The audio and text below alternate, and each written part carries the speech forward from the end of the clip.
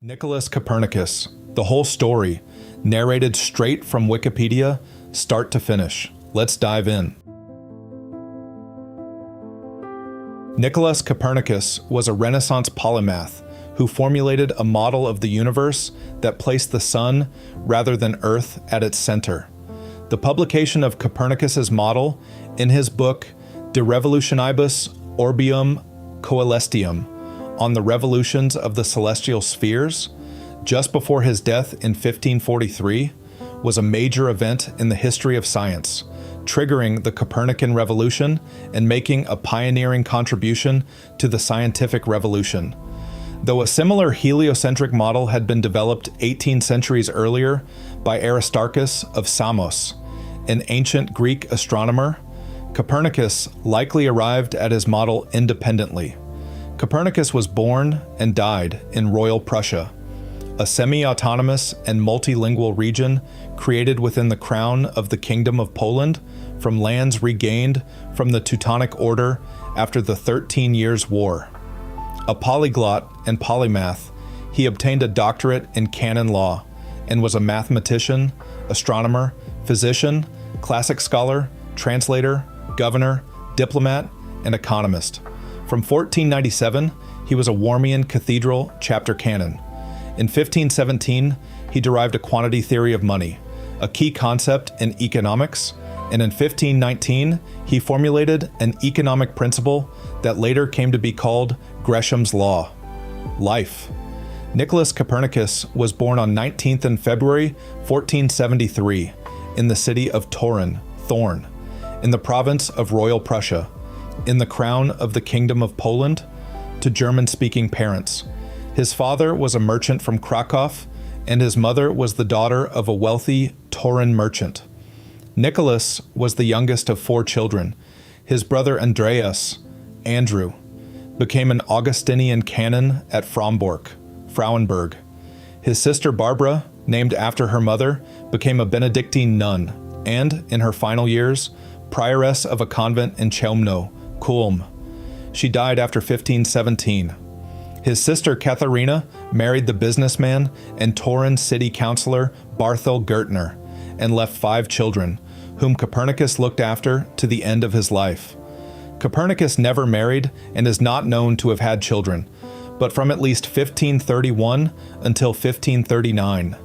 His relations with Anna Schilling, a live-in housekeeper, were seen as scandalous by 2 bishops of Warmia, who urged him over the years to break off relations with his mistress.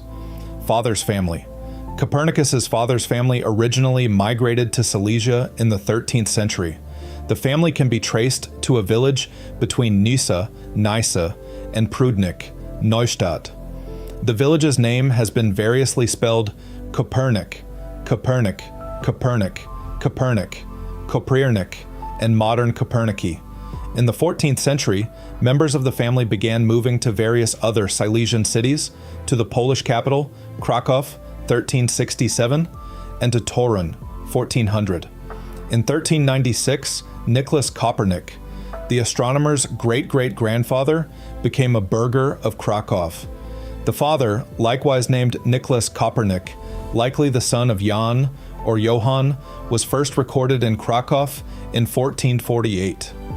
Nicolaus was named after his father, who appears in records for the first time as a well-to-do merchant who dealt in copper, selling it mostly in Danzig, Gdansk.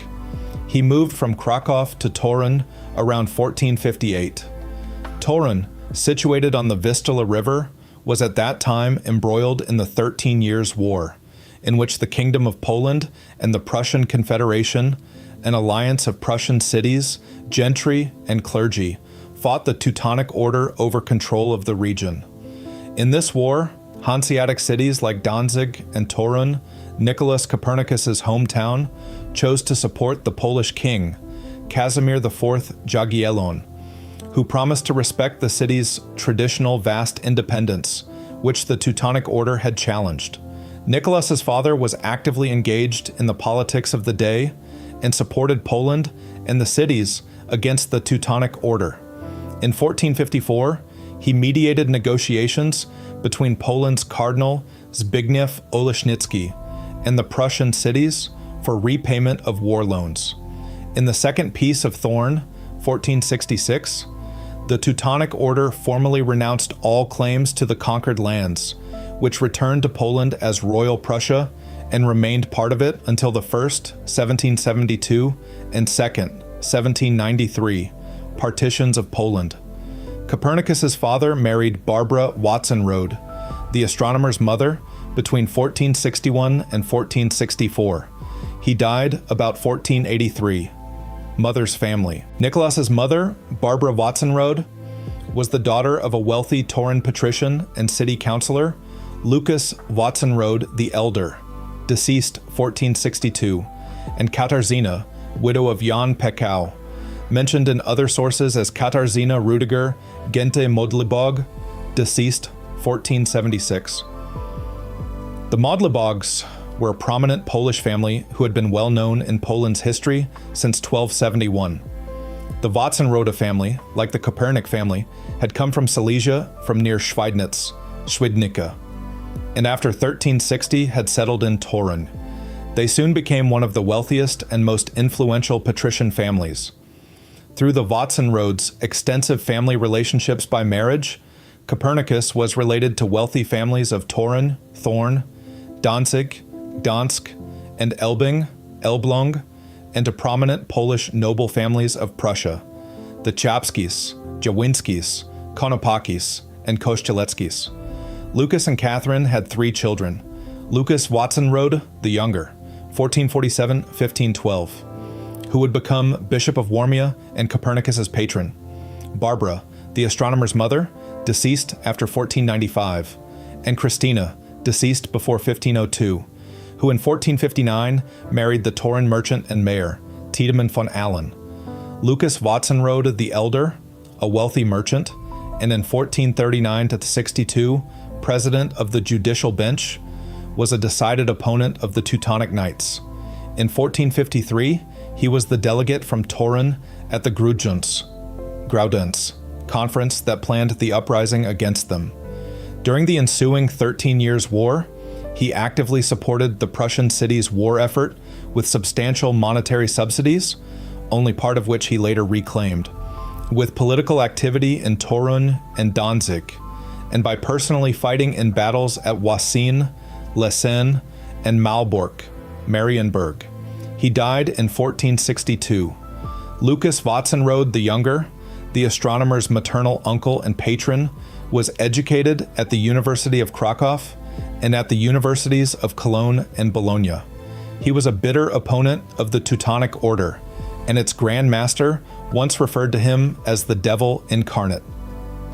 In 1489, Watson-Rode was elected Bishop of Warmia, Ermeland, against the preference of King Casimir IV, who had hoped to install his own son in that seat.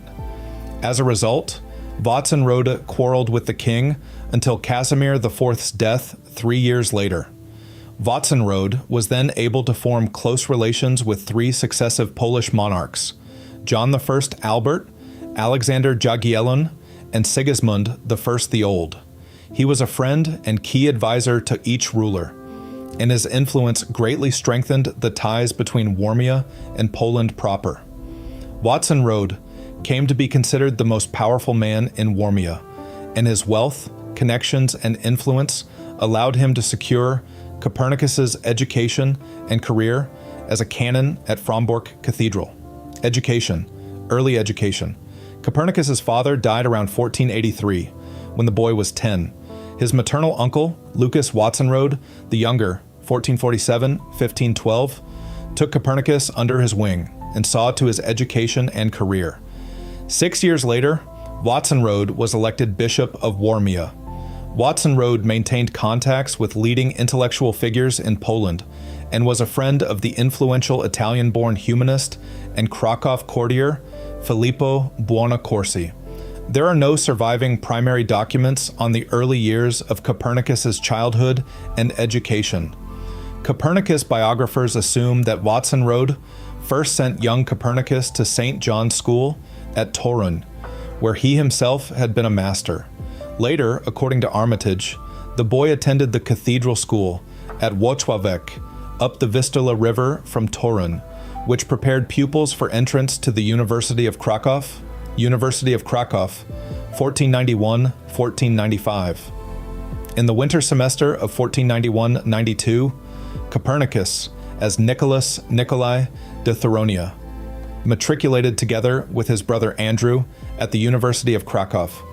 Copernicus began his studies in the Department of Arts from the fall of 1491, presumably until the summer or fall of 1495, in the heyday of the Krakow Astronomical Mathematical School, acquiring the foundations for his subsequent mathematical achievements. According to a later but credible tradition, Jan Brožek, Copernicus was a pupil of Albert Brudzewski, who by then, from 1491, was a professor of Aristotelian philosophy, but taught astronomy privately outside the university. Copernicus became familiar with Brudzewski's widely read commentary to Georg von Feuerbach's Theoricae Novae Planetarum, and almost certainly attended the lectures of Bernard of Biskupia and Wojciech Kripa of Szamotui, and probably other astronomical lectures by Jan of Głogów, Michał of Wrocław, Breslau, Wojciech of Pniewy, and Marcin Belica of Olkusz. Mathematical astronomy. Copernicus's Kraków studies gave him a thorough grounding in the mathematical astronomy taught at the university, arithmetic, geometry, geometric optics, cosmography, theoretical and computational astronomy, and a good knowledge of the philosophical and natural science writings of Aristotle, De Coelho, metaphysics, and Averroes, stimulating his interest in learning and making him conversant with humanistic culture. Copernicus broadened the knowledge that he took from the university lecture halls with independent reading of books that he acquired during his Krakow years: Euclid, Halle Abenragel, the Alfonsina Tables, Johannes Regiomontanus's Tabulae Directionum. To this period, probably, also date his earliest scientific notes, preserved partly at Uppsala University. At Krakow, Copernicus began collecting a large library on astronomy. It would later be carried off as war booty by the Swedes during the deluge in the 1650s, and has been preserved at the Uppsala University Library. Contradictions in the systems of Aristotle and Ptolemy.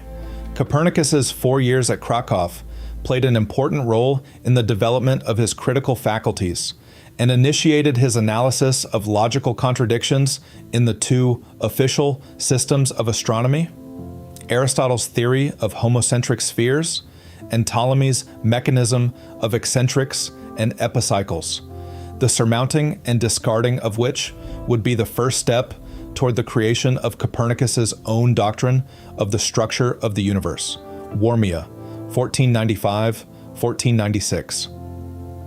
Without taking a degree, probably in the fall of 1495, Copernicus left Krakow for the court of his uncle Watzenrode, who in 1489 had been elevated to Prince Bishop of Warmia, and soon, before November 1495, sought to place his nephew in the Warmia canonry, vacated by the 26th August 1495, death of its previous tenant, Jan Chanau. For unclear reasons, probably due to opposition from part of the chapter, who appealed to Rome, Copernicus's installation was delayed, inclining Watzenrode to send both his nephews to study canon law in Italy, seemingly with a view to furthering their ecclesiastic careers and thereby also strengthening his own influence in the Warmia chapter. On 20th October 1497, Copernicus, by proxy, formally succeeded to the Warmia canonry, which had been granted to him 2 years earlier. To this, by a document dated 10th on January 1503 at Padua, he would add a sinecure at the Collegiate Church of the Holy Cross and St. Bartholomew in Rosław, at the time in the Crown of Bohemia. Despite having been granted a papal indult on 29th November 1508 to receive further benefices, through his ecclesiastic career, Copernicus not only did not acquire further prebends and higher stations, prelacies, at the chapter, but in 1538 he relinquished the Rockwov sinecure. It is unclear whether he was ever ordained a priest. Edward Rosen asserts that he was not, as does John Farrell, writing for Forbes. Copernicus did take minor orders, which sufficed for assuming a chapter canonry. The Catholic Encyclopedia proposes that his ordination was probable, as in 1537 he was one of 4 candidates for the episcopal seat of Warmia, a position that required ordination. Italy, University of Bologna, 1496-1501. Meanwhile, leaving Warmia in mid-1496, possibly with the retinue of the chapter's chancellor, Jerzy Pranga, who was going to Italy, in the fall, possibly in October, Copernicus arrived in Bologna, and a few months later, after 6th January 1497, signed himself into the register of the Bologna University of Jurists German nation, which included young Poles from Silesia, Prussia, and Pomerania, as well as students of other nationalities. During his 3-year stay at Bologna, which occurred between fall 1496 and spring 1501, Copernicus seems to have devoted himself less keenly to studying canon law. He received his doctorate in canon law only after 7 years, following a second return to Italy in 1503, then to studying the humanities, probably attending lectures by Filippo Berwaldo, Antonio Urceo, called Codro, Giovanni Garzoni, and Alessandro Aquilini, and to studying astronomy.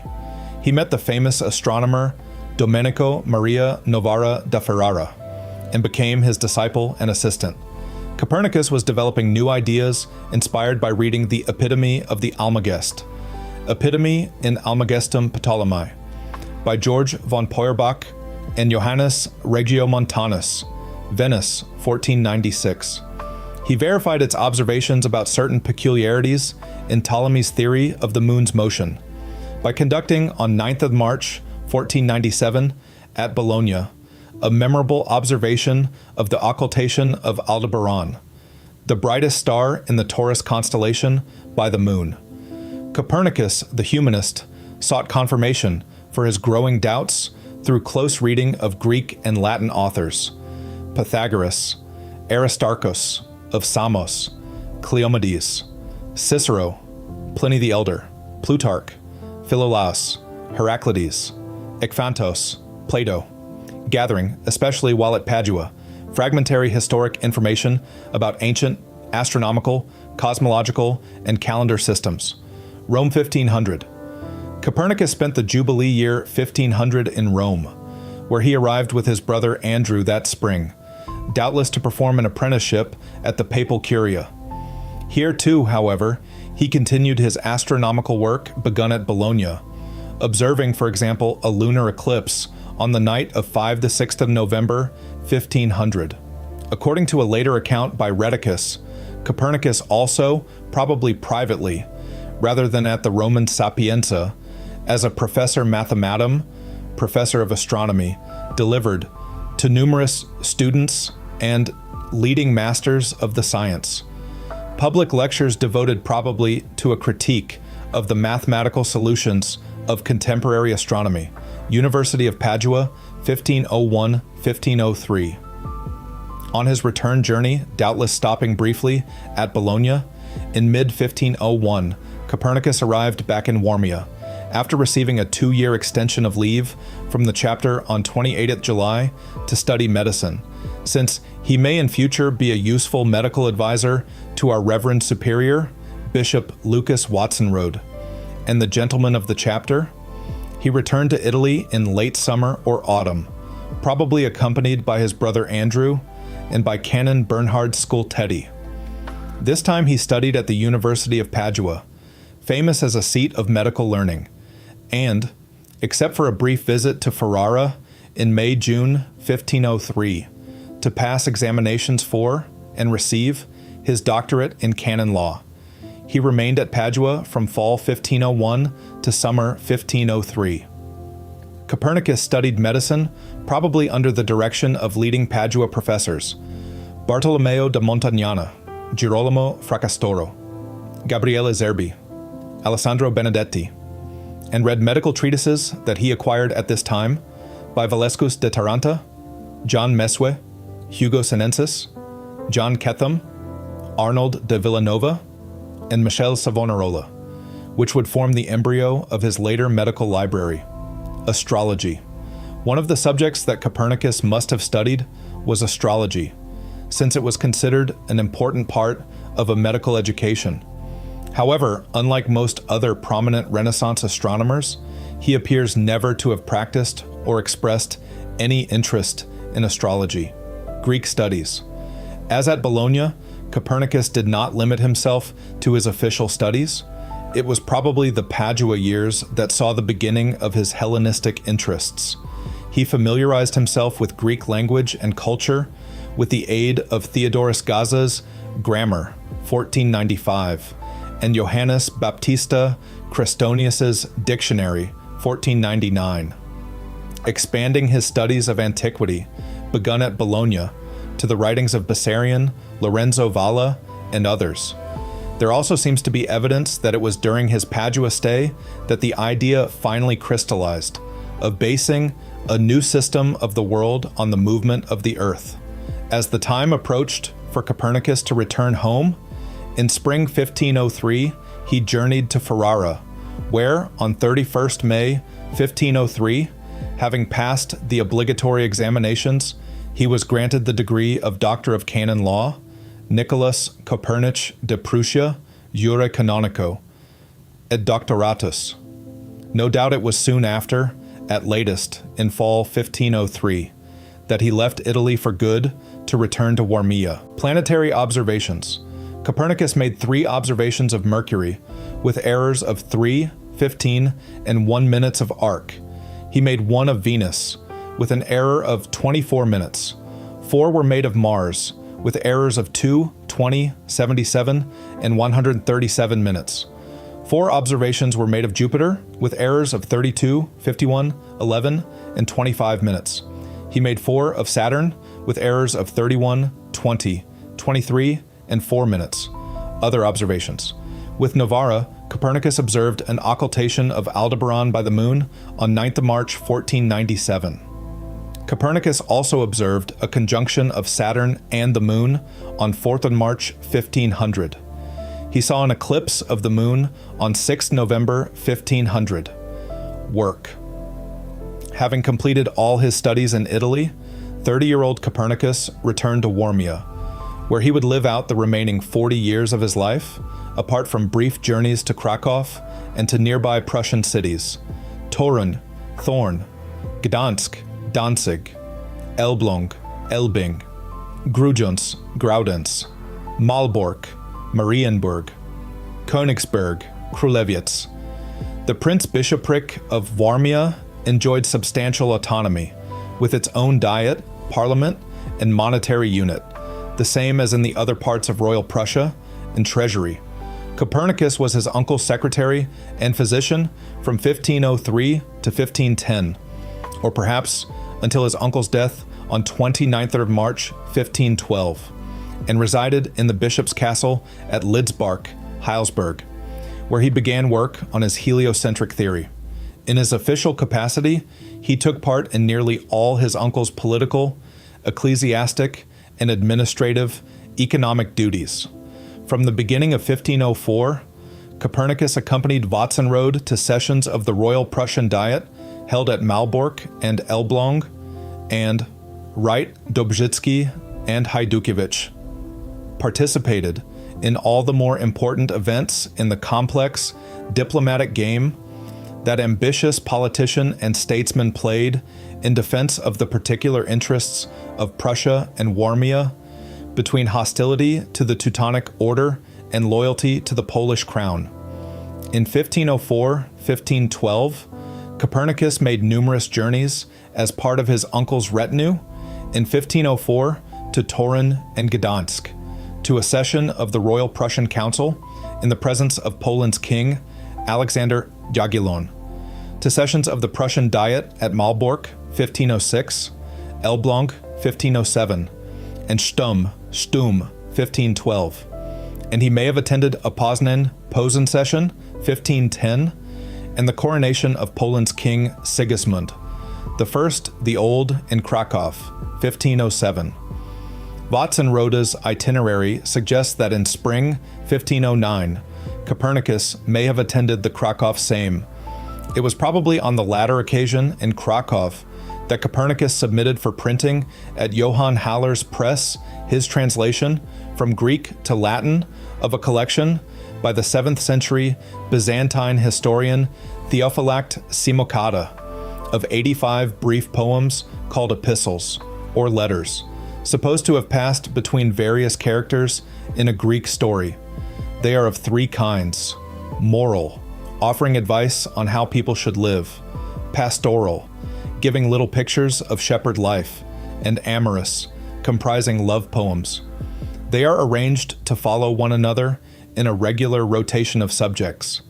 Copernicus had translated the Greek verses into Latin prose, and he published his version as Theophylacta Scholastici Simocadi Epistolae Morales, Rurales, et Amatoriae Interpretatione Latina, which he dedicated to his uncle in gratitude for all the benefits he had received from him.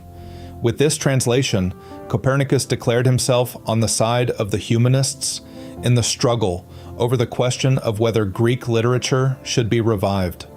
Copernicus's first poetic work was a Greek epigram, composed probably during a visit to Krakow, for Johannes Dantiscus's epithalamium for Barbara Zapolya's 1512, wedding to King Zigmund the Old, Commentariolus, an initial outline of a heliocentric theory.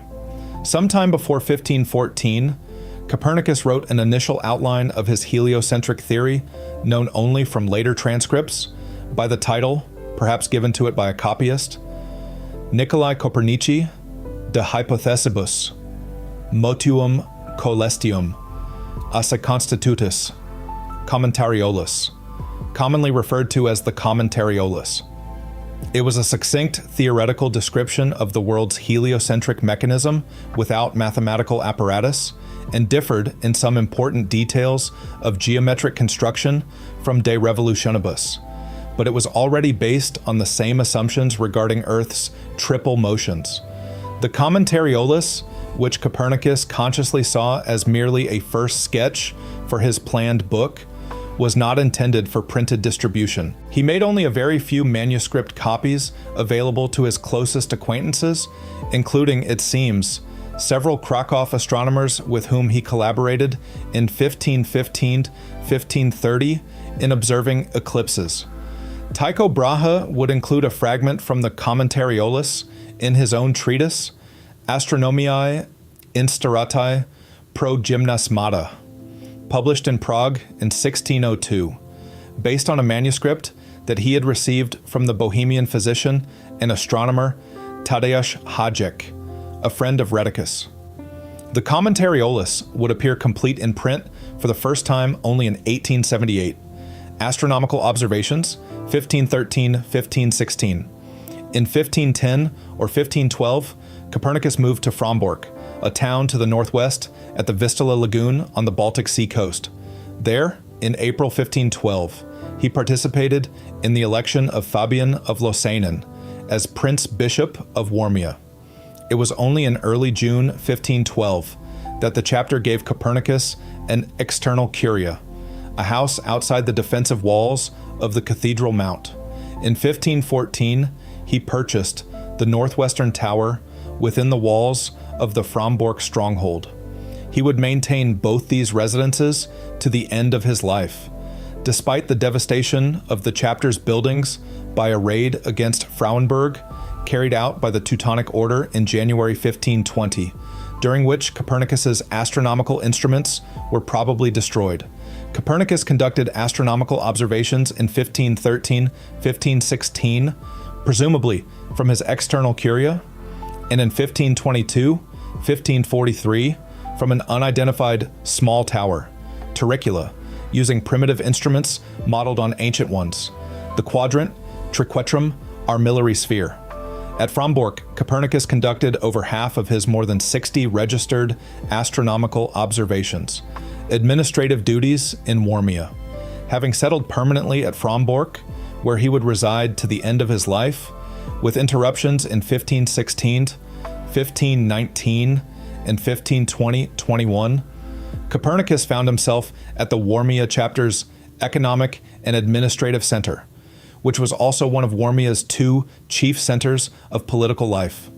In the difficult, politically complex situation of Warmia, threatened externally by the Teutonic Order's aggressions, attacks by Teutonic bands, the Polish-Teutonic War of 1519 to 1521, Albert's plans to annex Warmia, internally subject to strong separatist pressures, the selection of the prince-bishops of Warmia, currency reform, he, together with part of the chapter, represented a program of strict cooperation with the Polish crown and demonstrated in all his public activities the defense of his country against the order's plans of conquest, proposals to unify its monetary system with the Polish crown's, support for Poland's interests in the Warmia Dominion's ecclesiastic administration, that he was consciously a citizen of the Polish-Lithuanian Republic. Soon after the death of Uncle Bishop Watsonrode, he participated in the signing of the Second Treaty of Piotrków Trybunalski, 7th December 1512, governing the appointment of the Bishop of Warmia, declaring, despite opposition from part of the chapter, for loyal cooperation with the Polish crown. That same year, before 8th of November 1512, Copernicus assumed responsibility as Magister Pistoria for administering the chapter's economic enterprises. He would hold this office again in 1530, having already since 1511 fulfilled the duties of Chancellor and Visitor of the chapter's estates. His administrative and economic duties did not distract Copernicus in 1512 to 1515 from intensive observational activity. The results of his observations of Mars and Saturn in this period, and especially a series of 4 observations of the Sun made in 1515, led to the discovery of the variability of Earth's eccentricity and of the movement of the solar apogee in relation to the fixed stars, which in 1515-1519 prompted his first revisions of certain assumptions of his system. Some of the observations that he made in this period may have had a connection with a proposed reform of the Julian calendar made in the first half of 1513 at the request of the Bishop of Fossombrone, Paul of Middelburg. Their contacts in this matter in the period of the Fifth Lateran Council were later memorialized in a complimentary mention in Copernicus's dedicatory epistle in De Revolutionibus, Orbium Coelestium, and in a treatise by Paul of Middelburg, Secundum Compendium Correctionis Calendarii, 1516, which mentions Copernicus among the learned men who had sent the council proposals for the calendar's emendation. During 1516 to 1521, Copernicus resided at Olsztyn, Allenstein, Castle as economic administrator of Warmia, including Olsztyn, Allenstein, and Pieniężno, Melsac.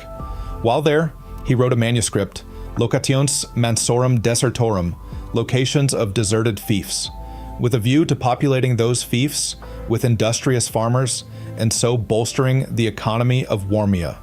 When Olsztyn was besieged by the Teutonic Knights during the Polish-Teutonic War, Copernicus directed the defense of Olsztyn and Warmia by Royal Polish forces.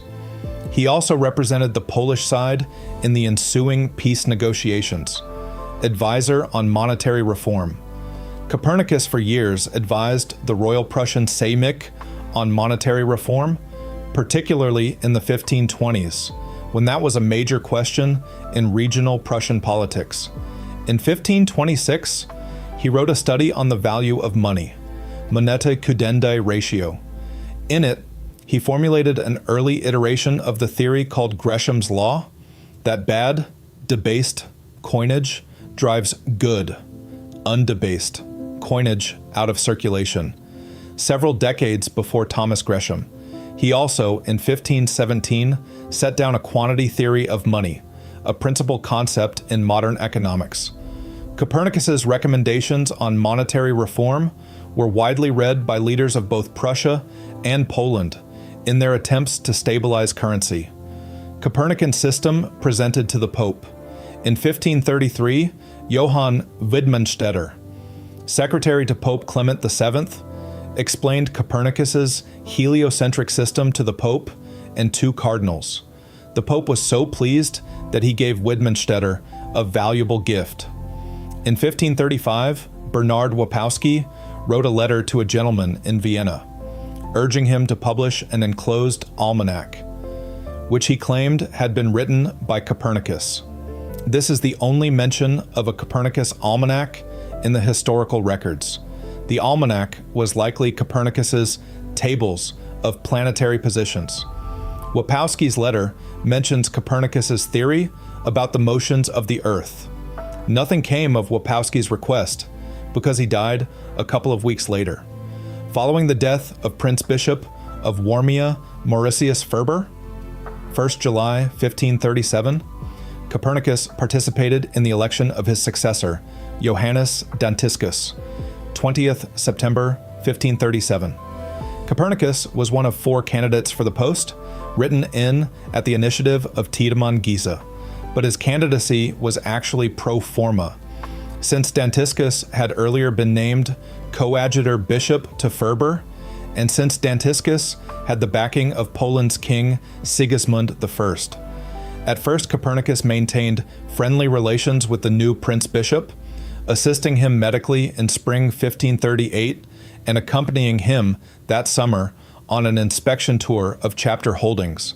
But that autumn, their friendship was strained by suspicions over Copernicus's housekeeper, Anna Schilling, whom Dantiscus banished from Frombork in spring 1539. Medical work. In his younger days, Copernicus the physician had treated his uncle, brother, and other chapter members. In later years, he was called upon to attend the elderly bishops, who in turn occupied the see of Warmia, Mauritius Ferber and Johannes Dantiscus, and in 1539, his old friend Tiedemann Giese, Bishop of Chełmno, Kulm. In treating such important patients, he sometimes sought consultations from other physicians, including the physician to Duke Albert and, by letter, the Polish royal physician.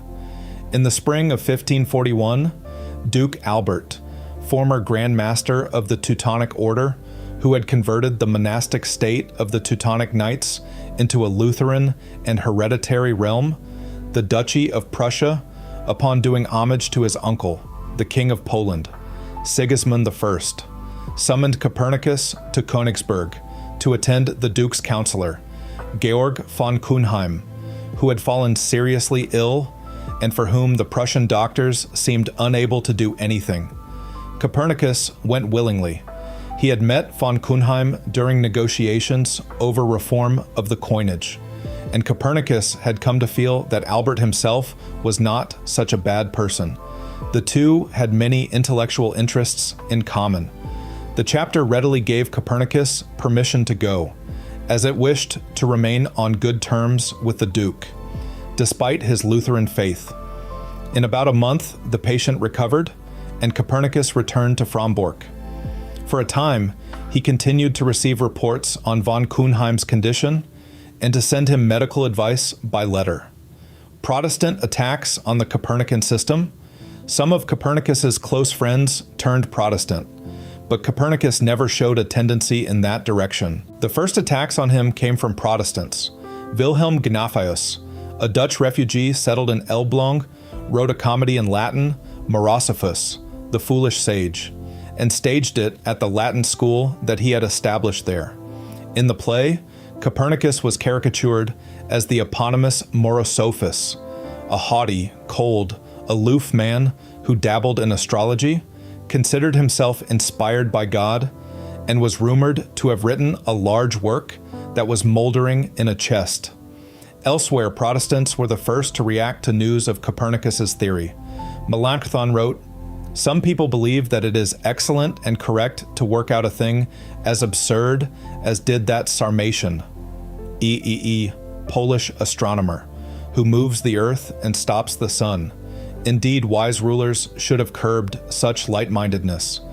Nevertheless, in 1551, 8 years after Copernicus's death, astronomer Erasmus Reinhold published, under the sponsorship of Copernicus's former military adversary, the Protestant Duke Albert, the Prussian Tables, a set of astronomical tables based on Copernicus's work. Astronomers and astrologers quickly adopted it in place of its predecessors, heliocentrism. Sometime before 1514, Copernicus made available to friends his Commentarialus, Little Commentary, a manuscript describing his ideas about the heliocentric hypothesis. It contained 7 basic assumptions, detailed below. Thereafter, he continued gathering data for a more detailed work. At about 1532, Copernicus had basically completed his work on the manuscript of De Revolutionibus Orbium Coelestium. But despite urging by his closest friends, he resisted openly publishing his views, not wishing, as he confessed, to risk the scorn to which he would expose himself on account of the novelty and incomprehensibility of his theses. Reception of the Copernican system in Rome. In 1533, Johann Albrecht Widmanstätter delivered a series of lectures in Rome outlining Copernicus's theory. Pope Clement VII and several Catholic cardinals heard the lectures and were interested in the theory. On 1st November 1536, Cardinal Nicholas von Schoenberg, Archbishop of Capua, wrote to Copernicus from Rome, "Some years ago, word reached me concerning your proficiency, of which everybody constantly spoke. At that time, I began to have a very high regard for you, for I had learned that you had not merely mastered the discoveries of the ancient astronomers uncommonly well, but had also formulated a new cosmology. In it, you maintain that the Earth moves, that the Sun occupies the lowest, and thus the central, place in the universe.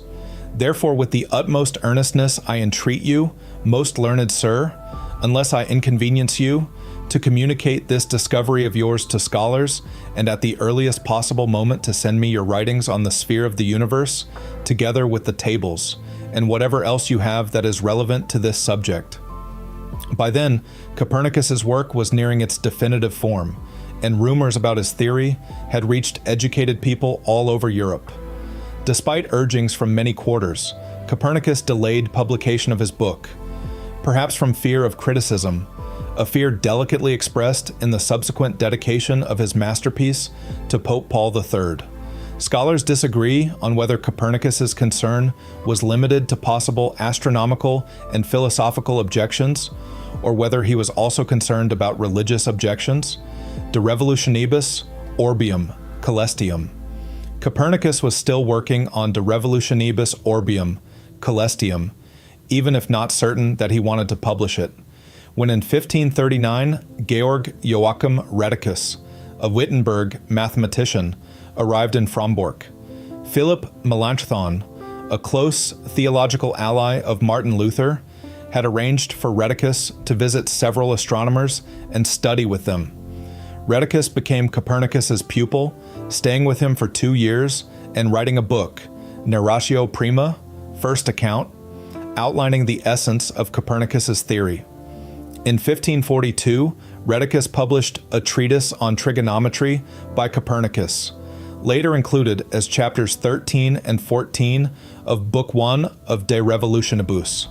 Under strong pressure from Rheticus, and having seen the favorable first general reception of his work, Copernicus finally agreed to give De Revolutionibus to his close friend Tiedemann Giese, Bishop of Chelmno, Kulm, to be delivered to Rheticus for printing by the German printer Johannes Petreius at Nuremberg, Germany. While Rheticus initially supervised the printing, he had to leave Nuremberg before it was completed, and he handed over the task of supervising the rest of the printing to a Lutheran theologian, Andreas Osiander.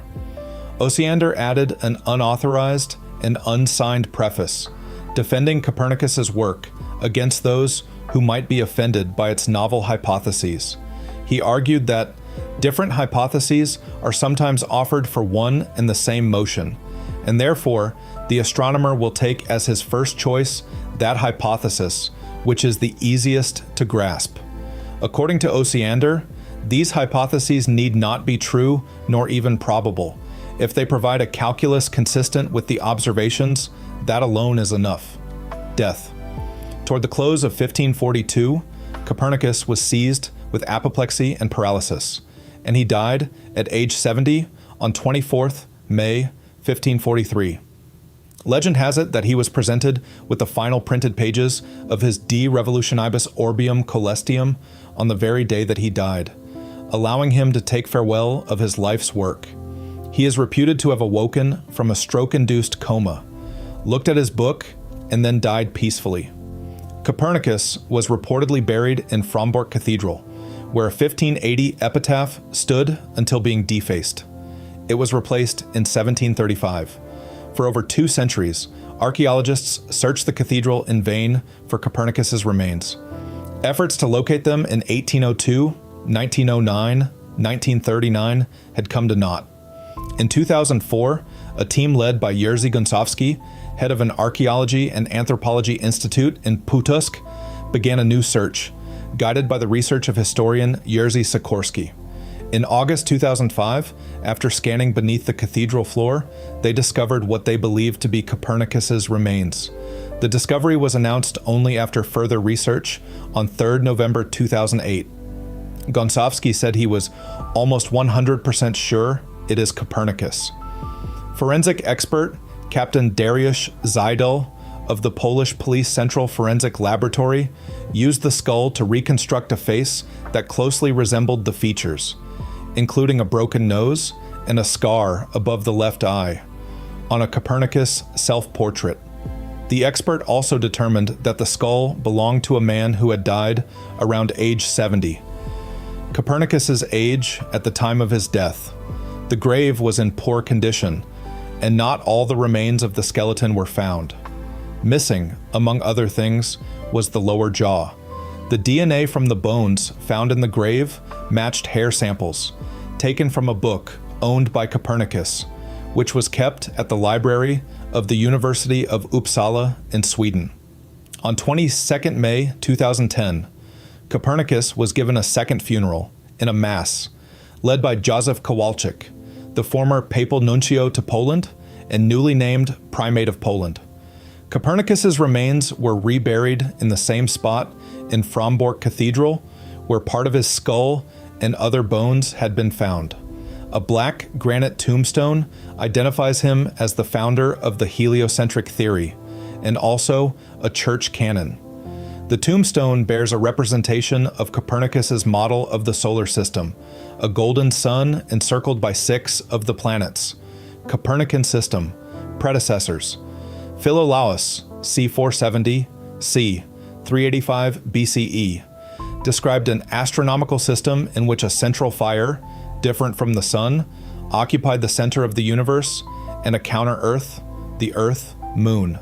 The sun itself, planets, and stars all revolved around it, in that order outward from the center. Heraclides Ponticus, 387-312 BCE, proposed that the Earth rotates on its axis. Aristarchus of Samos, c. 310 BCE, c. 230 BCE, was the first to advance a theory that the Earth orbited the Sun. Further mathematical details of Aristarchus's heliocentric system were worked out around 150 BCE by the Hellenistic astronomer Seleucus of Seleucia.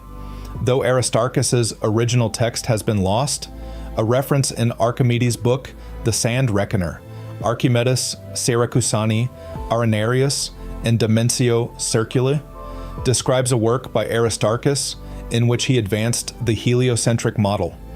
Thomas Heath gives the following English translation of Archimedes' text: "You are now aware, you being King Gelon, that the universe is the name given by most astronomers to the sphere the center of which is the center of the Earth, while its radius is equal to the straight line between the center of the Sun and the center of the Earth. This is the common account, as you have heard from astronomers. But Aristarchus has brought out a book consisting of certain hypotheses, wherein it appears, as a consequence of the assumptions made, that the universe is many times greater than the universe just mentioned.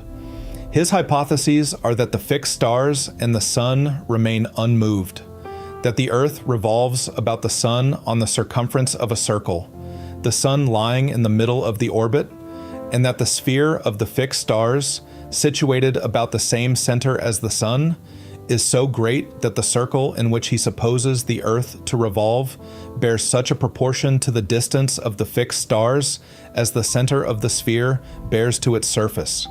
In an early unpublished manuscript of De Revolutionibus, which still survives, Copernicus mentioned the non-heliocentric, moving Earth theory of Philolaus, and the possibility that Aristarchus also had a moving Earth theory, though it is unlikely that he was aware that it was a heliocentric theory.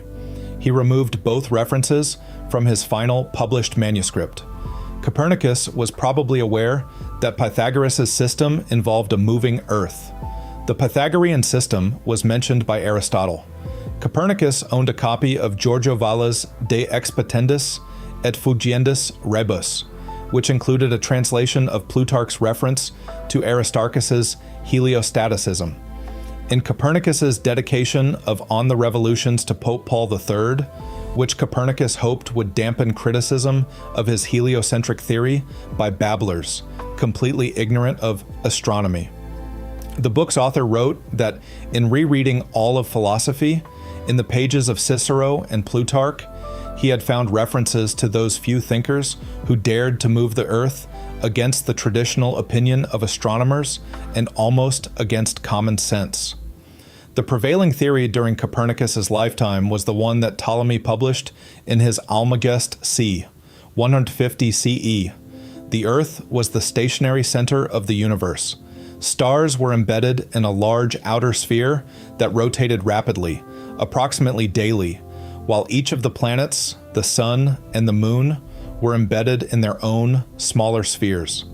Ptolemy's system employed devices, including epicycles, deferents, and equants, to account for observations that the paths of these bodies differed from simple, circular orbits centered on the Earth. Beginning in the 10th century, a tradition criticizing Ptolemy developed within Islamic astronomy, which climaxed with Ibn al-Haytham of Basra's Al-Shukuk al-Batalamius, Doubts Concerning Ptolemy. Several Islamic astronomers questioned the Earth's apparent immobility and centrality within the universe. Some accepted that the Earth rotates around its axis, such as Abu Sa'id al-Sijzi, DC 1020. According to al-Biruni, al-Sijzi invented an astrolabe based on a belief held by some of his contemporaries that the motion we see is due to the Earth's movement and not to that of the sky. That others besides al-Sijzi held this view is further confirmed by a reference from an Arabic work in the 13th century, which states, according to the geometers or engineers, muhandisna, the Earth is in constant circular motion, and what appears to be the motion of the heavens is actually due to the motion of the Earth and not the stars. In the 12th century, Nur ad-Din al-Bitruji proposed a complete alternative to the Ptolemaic system, although not heliocentric. He declared the Ptolemaic system as an imaginary model, successful at predicting planetary positions, but not real or physical. Al-Bitruji's alternative system spread through most of Europe during the 13th century, with debates and refutations of his ideas continued up to the 16th century. Mathematical techniques developed in the 13th to 14th centuries by Mu'ayyaduddin al-Urdi, Nasir al-Din al-Tusi, and Ibn al-Shatir for geocentric models of planetary motions closely resemble some of those used later by Copernicus in his heliocentric models. Copernicus used what is now known as the Urdi lemma and the Tusi couple in the same planetary models as found in Arabic sources. Furthermore, the exact replacement of the equant by two epicycles used by Copernicus in the Commentariolus was found in an earlier work by Ibn al-Shatir, D.C. 1375, of Damascus. Ibn al-Shatir's lunar and Mercury models are also identical to those of Copernicus. This has led some scholars to argue that Copernicus must have had access to some yet-to-be-identified work on the ideas of those earlier astronomers. However, no likely candidate for this conjectured work has yet come to light, and other scholars have argued that Copernicus could well have developed these ideas independently of the late Islamic tradition. Nevertheless, Copernicus cited some of the Islamic astronomers whose theories and observations he used in De Revolutionibus, namely al-Battani, Thabit ibn Qurra, al-Zarqali, Averroes, and al-Bitruji. It has been suggested that the idea of the Tusi couple may have arrived in Europe, leaving few manuscript traces, since it could have occurred without the translation of any Arabic text into Latin.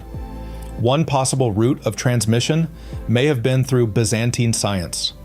Gregory Chionietes translated some of Al-Tusi's works from Arabic into Byzantine Greek. Several Byzantine Greek manuscripts containing the Tusi couple are still extant in Italy. Copernicus. Copernicus described his astronomical model in De Revolutionibus, Orbium, Coelestium, on the revolutions of the celestial spheres, published in the year of his death, 1543. He had formulated his theory by 1510. He wrote out a short overview of his new heavenly arrangement, known as the Commentariolus, or brief sketch, also probably in 1510, but no later than May 1514, and sent it off to at least one correspondent beyond Varmia, the Latin for Warmia. That person in turn copied the document for further circulation, and presumably the new recipients did too. Copernicus's Commentariolus summarized his heliocentric theory. It listed the assumptions upon which the theory was based, as follows. There is no one center of all the celestial circles or spheres. The center of the Earth is not the center of the universe, but only the center towards which heavy bodies move, and the center of the lunar sphere. All the spheres surround the sun as if it were in the middle of them all, and therefore the center of the universe is near the sun. The ratio of the Earth's distance from the sun to the height of the firmament, outermost celestial sphere containing the stars, is so much smaller than the ratio of the Earth's radius to its distance from the sun that the distance from the Earth to the sun is imperceptible in comparison with the height of the firmament. Whatever motion appears in the firmament arises not from any motion of the firmament, but from the Earth's motion. The Earth, together with its circumjacent elements, performs a complete rotation on its fixed poles in a daily motion, while the firmament and highest heaven abide unchanged. What appear to us as motions of the sun arise not from its motion, but from the motion of the Earth and our sphere, with which we revolve about the sun like any other planet. The Earth has, then, more than one motion. The apparent retrograde and direct motion of the planets arises not from their motion, but from the Earth's. The motion of the Earth alone, therefore, suffices to explain so many apparent inequalities in the heavens. De Revolutionibus itself was divided into 6 sections or parts, called books. General vision of the heliocentric theory, and a summarized exposition of his idea of the world. Mainly theoretical, presents the principles of spherical astronomy and a list of stars, as a basis for the arguments developed in the subsequent books. Mainly dedicated to the apparent motions of the sun and to related phenomena, description of the moon and its orbital motions, exposition of the motions in longitude of the non-terrestrial planets, exposition of the motions in latitude of the non-terrestrial planets' successors. Georg Joachim Rheticus could have been Copernicus's successor, but did not rise to the occasion. Erasmus Reinhold could have been his successor, but died prematurely. The first of the great successors was Tycho Brahe, though he did not think the Earth orbited the sun, followed by Johannes Kepler, who had collaborated with Tycho in Prague and benefited from Tycho's decades' worth of detailed observational data. Despite the near universal acceptance later of the heliocentric idea, though not the epicycles or the circular orbits, Copernicus's theory was originally slow to catch on. Scholars hold that 60 years after the publication of the Revolutions, there were only around 15 astronomers espousing Copernicanism in all of Europe.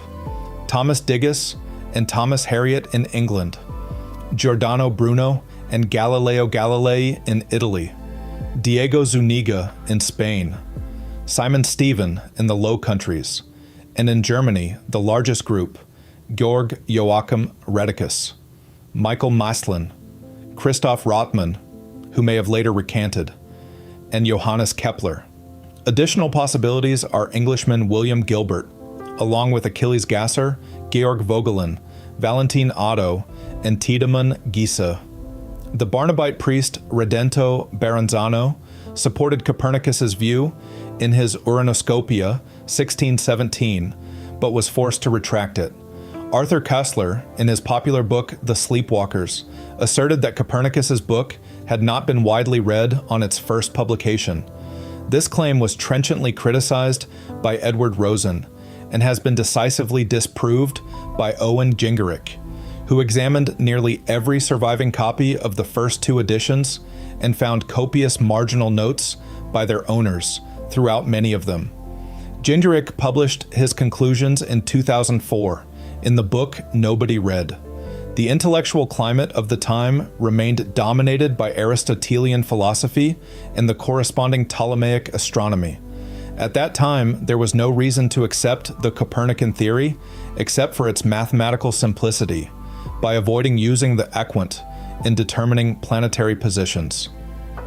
Tycho Brahe's system, that the Earth is stationary, the Sun revolves about the Earth, and the other planets revolve about the Sun, also directly competed with Copernicus's. It was only a half-century later, with the work of Kepler and Galileo, that any substantial evidence defending Copernicanism appeared, starting from the time when Galileo formulated the principle of inertia, which helped to explain why everything would not fall off the Earth if it were in motion. Not until after Isaac Newton formulated the universal law of gravitation and the laws of mechanics in his 1687 Principia, which unified terrestrial and celestial mechanics, was the heliocentric view generally accepted. Controversy. The immediate result of the 1543 publication of Copernicus's book was only mild controversy. At the Council of Trent, 1545-1563, neither Copernicus's theory nor calendar reform, which would later use tables deduced from Copernicus's calculations, were discussed. It has been much debated why it was not until 6 decades after the publication of De Revolutionibus that the Catholic Church took any official action against it, even the efforts of Tolosani going unheeded. Catholic side opposition only commenced 73 years later, when it was occasioned by Galileo, Tolosani. The first notable to move against Copernicanism was the Magister of the Holy Palace, Briton, the Catholic Church's chief censor, Dominican Bartolomeo Spina, who expressed a desire to stamp out the Copernican doctrine. But with Spina's death in 1546, his cause fell to his friend, the well-known theologian astronomer, the Dominican Giovanni Maria Tolosani, of the convent of St. Mark in Florence. Tolosani had written a treatise on reforming the calendar, in which astronomy would play a large role, and had attended the Fifth Lateran Council, 1512-1517, to discuss the matter. He had obtained a copy of De Revolutionibus in 1544. His denunciation of Copernicanism was written a year later in 1545 in an appendix to his unpublished work on the truth of sacred scripture. Emulating the rationalistic style of Thomas Aquinas, Tolosani sought to refute Copernicanism by philosophical argument. Copernicanism was absurd, according to Tolosani, because it was scientifically unproven and unfounded. First, Copernicus had assumed the motion of the Earth, but offered no physical theory whereby one would deduce this motion. No one realized that the investigation into Copernicanism would result in a rethinking of the entire field of physics. Second, Tolosani charged that Copernicus's thought process was backwards. He held that Copernicus had come up with his idea and then sought phenomena that would support it, rather than observing phenomena and deducing from them the idea of what caused them. In this, Tolosani was linking Copernicus's mathematical equations with the practices of the Pythagoreans, whom Aristotle had made arguments against, which were later picked up by Thomas Aquinas. It was argued that mathematical numbers were a mere product of the intellect without any physical reality, and as such, could not provide physical causes in the investigation of nature. Some astronomical hypotheses at the time, such as epicycles and eccentrics, were seen as mere mathematical devices to adjust calculations of where the heavenly bodies would appear, rather than an explanation of the cause of those motions. As Copernicus still maintained the idea of perfectly spherical orbits, he relied on epicycles. This saving the phenomena was seen as proof that astronomy and mathematics could not be taken as serious means to determine physical causes.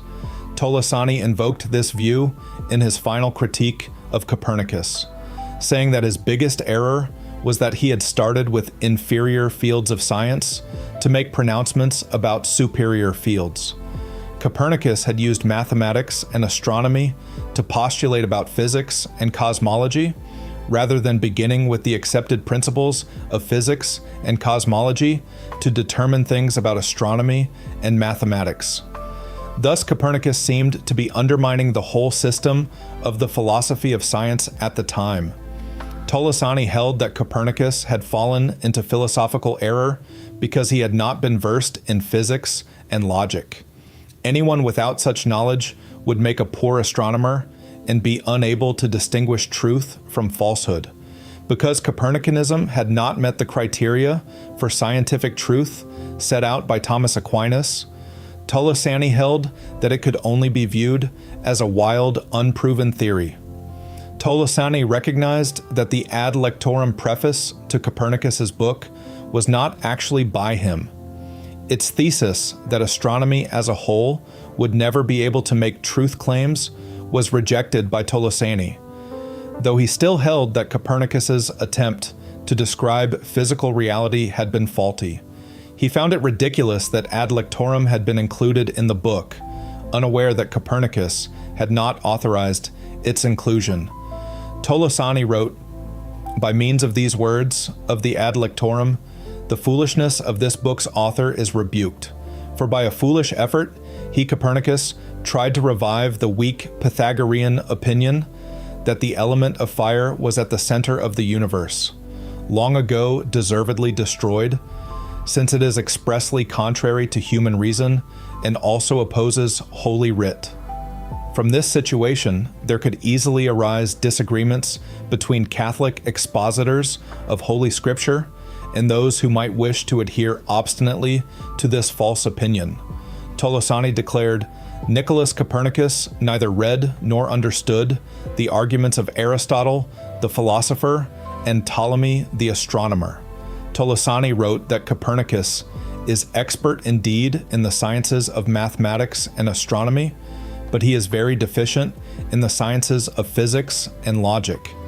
Moreover, it appears that he is unskilled with regard to the interpretation of Holy Scripture, since he contradicts several of its principles, not without danger of infidelity to himself and the readers of his book. His arguments have no force and can very easily be taken apart, for it is stupid to contradict an opinion accepted by everyone over a very long time for the strongest reasons, unless the impugner uses more powerful and insoluble demonstrations and completely dissolves the opposed reasons, but he does not do this in the least. Tolosani declared that he had written against Copernicus for the purpose of preserving the truth to the common advantage of the Holy Church. Despite this, his work remained unpublished, and there is no evidence that it received serious consideration. Robert Westman describes it as becoming a dormant viewpoint with no audience in the Catholic world of the late 16th century.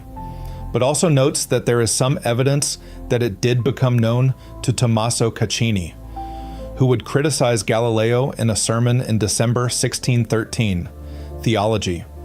Tolosani may have criticized the Copernican theory as scientifically unproven and unfounded, but the theory also conflicted with the theology of the time, as can be seen in a sample of the works of John Calvin. In his commentary on Genesis, he said that we indeed are not ignorant that the circuit of the heavens is finite, and that the earth, like a little globe, is placed in the center. In his commentary on Psalms 93:1, he states that the heavens revolve daily, and immense as is their fabric and inconceivable the rapidity of their revolutions, we experience no concussion. How could the earth hang suspended in the air were it not upheld by God's hand? By what means could it maintain itself unmoved, while the heavens above are in constant rapid motion? Did not its divine maker fix and establish it? One sharp point of conflict between Copernicus's theory and the Bible concerned the story of the Battle of Gibeon in the book of Joshua, where the Hebrew forces were winning, but whose opponents were likely to escape once night fell. This is averted by Joshua's prayers, causing the sun and the moon to stand still. Martin Luther once made a remark about Copernicus, although without mentioning his name. According to Anthony Lauterbach, while eating with Martin Luther, the topic of Copernicus arose during dinner on 4th of June, 1539, in the same year as Professor George Joachim Rheticus of the local university had been granted leave to visit him. Luther is said to have remarked, "So it goes now. Whoever wants to be clever must agree with nothing others esteem. He must do something of his own. This is what that fellow does who wishes to turn the whole of astronomy upside down. Even in these things that are thrown into disorder, I believe the Holy Scriptures, for Joshua commanded the sun to stand still and not the earth." These remarks were made 4 years before the publication of On the Revolutions of the Heavenly Spheres, and a year before Rheticus's Narratio Prima. In John Aurifaber's account of the conversation, Luther calls Copernicus that fool, rather than that fellow. This version is viewed by historians as less reliably sourced. Luther's collaborator, Philip Melanchthon, also took issue with Copernicanism. After receiving the first pages of Narratio Prima from Rheticus himself, Melanchthon wrote to Methobius, physician and mathematician Burkhard Mithob of Feldkirch, on 16th of October 1541, condemning the theory and calling for it to be repressed by governmental force, writing, "Certain people believe it is a marvelous achievement to extol so crazy a thing, like that Polish astronomer who makes the earth move and the sun stand still. Really, wise governments ought to repress impudence of mind." It had appeared to Rheticus that Melanchthon would understand the theory and would be open to it.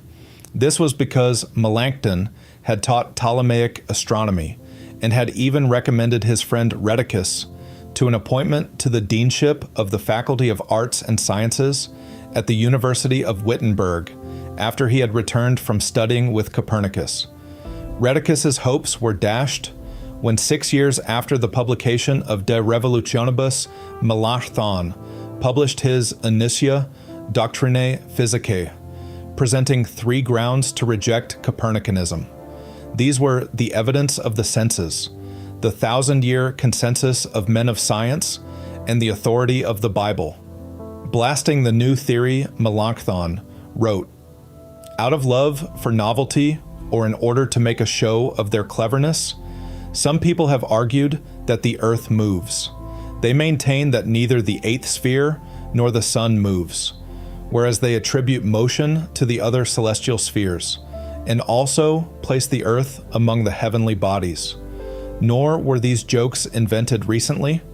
There is still extant Archimedes' book on the sand reckoner, in which he reports that Aristarchus of Samos propounded the paradox that the sun stands still and the earth revolves around the sun. Even though subtle experts institute many investigations for the sake of exercising their ingenuity, Nevertheless, public proclamation of absurd opinions is indecent and sets a harmful example.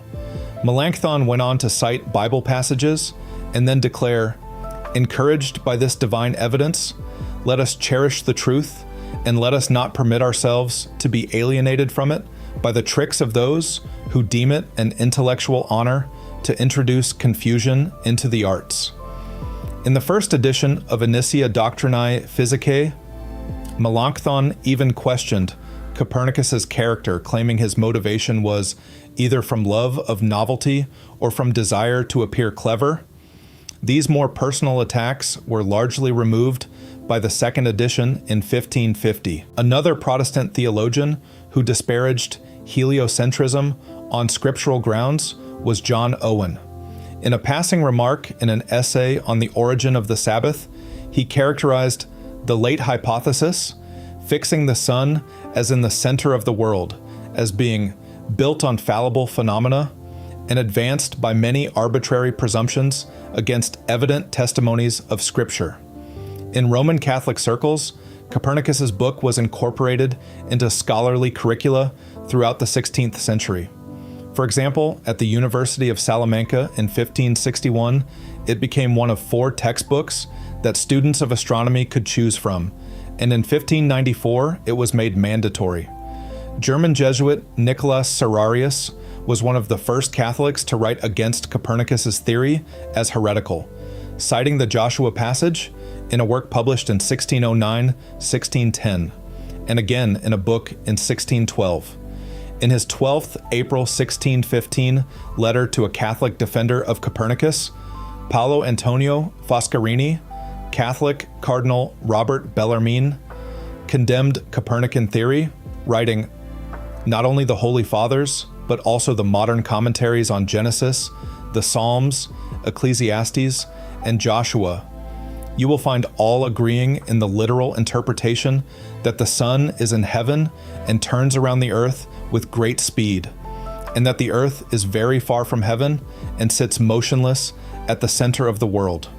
Nor can one answer that this is not a matter of faith, since if it is not a matter of faith as regards the topic, it is a matter of faith as regards the speaker.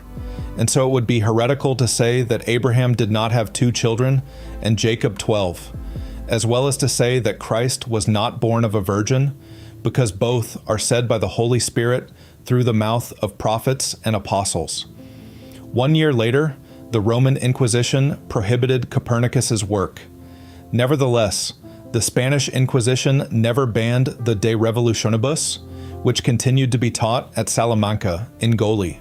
Perhaps the most influential opponent of the Copernican theory was Francesco Ingoli, a Catholic priest. Ingoli wrote a January 1616 essay to Galileo, presenting more than 20 arguments against the Copernican theory. Though it is not certain, it is probable that he, Ingoli, was commissioned by the Inquisition to write an expert opinion on the controversy. After the Congregation of the Index's decree against Copernicanism on 5th of March 1616, Ingoli was officially appointed its consultant. Galileo himself was of the opinion that the essay played an important role in the rejection of the theory by church authorities, writing in a later letter to Ingoli that he was concerned that people thought the theory was rejected because Ingoli was right. Ingoli presented 5 physical arguments against the theory, 13 mathematical arguments, plus a separate discussion of the sizes of stars, and 4 theological arguments. The physical and mathematical arguments were of uneven quality, but many of them came directly from the writings of Tycho Brahe, and Ingoli repeatedly cited Brahe, the leading astronomer of the era. These included arguments about the effect of a moving Earth on the trajectory of projectiles, and about parallax, and Brahe's argument that the Copernican theory required that stars be absurdly large.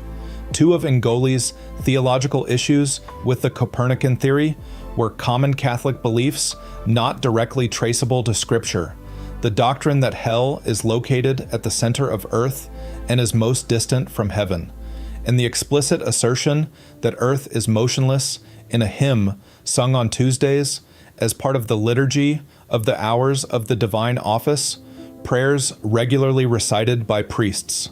Ingoli cited Robert Bellarmine in regards to both of these arguments, and may have been trying to convey to Galileo a sense of Bellarmine's opinion.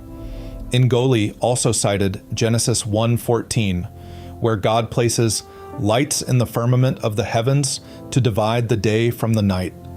Ingoli did not think the central location of the sun in the Copernican theory was compatible with it being described as one of the lights placed in the firmament.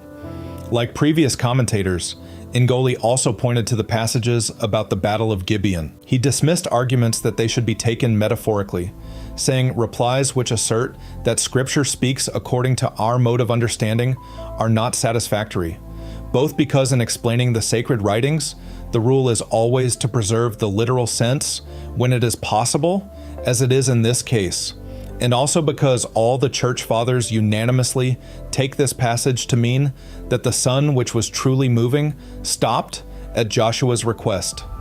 An interpretation that is contrary to the unanimous consent of the fathers is condemned by the Council of Trent, Session IV, in the decree on the addition and use of the sacred books.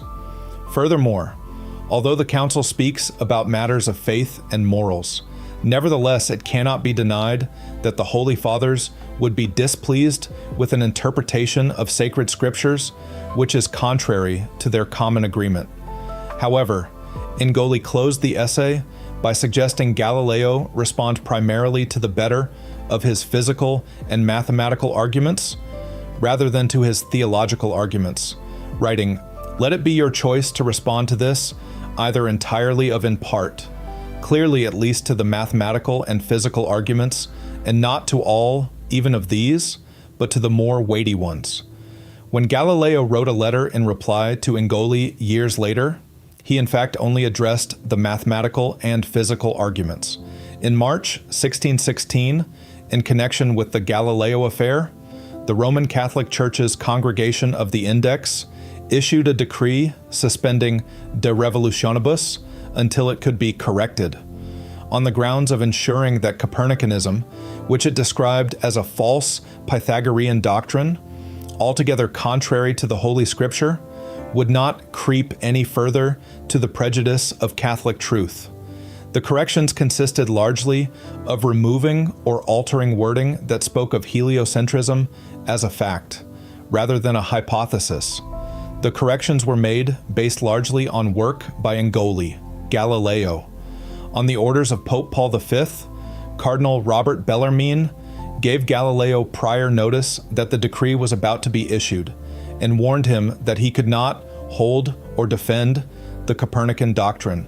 The corrections to De Revolutionibus, which omitted or altered 9 sentences, were issued 4 years later, in 1620.